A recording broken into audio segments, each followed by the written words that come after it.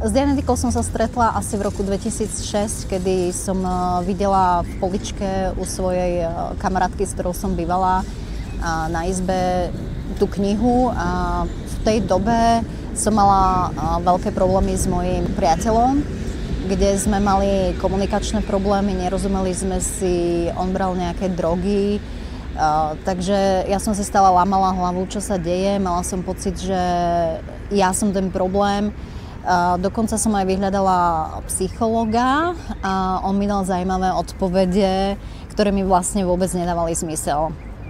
Takže len ma totálne zmátol. Takže v podstate siahla som po tej knihe a začala som čítať a strašne ma to nadchlo, pretože našla som totálne odpovede, prečo sa to deje, v čom je problém, v čom to celé tkvie.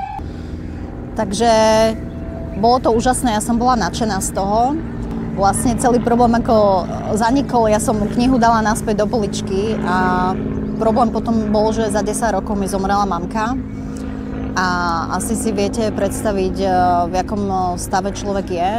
Ja som mala veľmi s ňou blízky vzťah, takže veľmi ma to trápilo, nevedela som to prekonať a vtedy som si spomenula na knihu a bol tam aj kontakt. Takže skontaktovala som dané miesto a rozhodla som sa, že skúsim sedenie.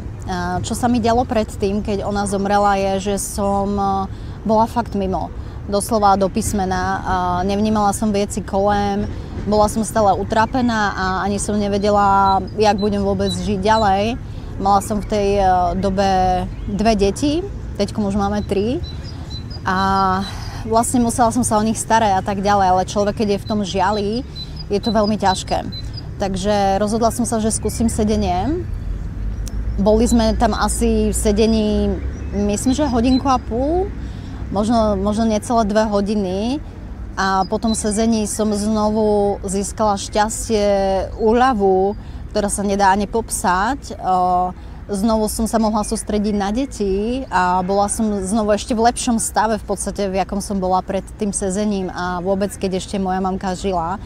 A jedine ma mrzí, že som nešla do toho sedenia skôr. Bez dianetickej terapie nebo sedenia si neviem predstaviť, aký by som mala život teraz a to vďačím tej knihe za to, že som v tom stave, v akom som.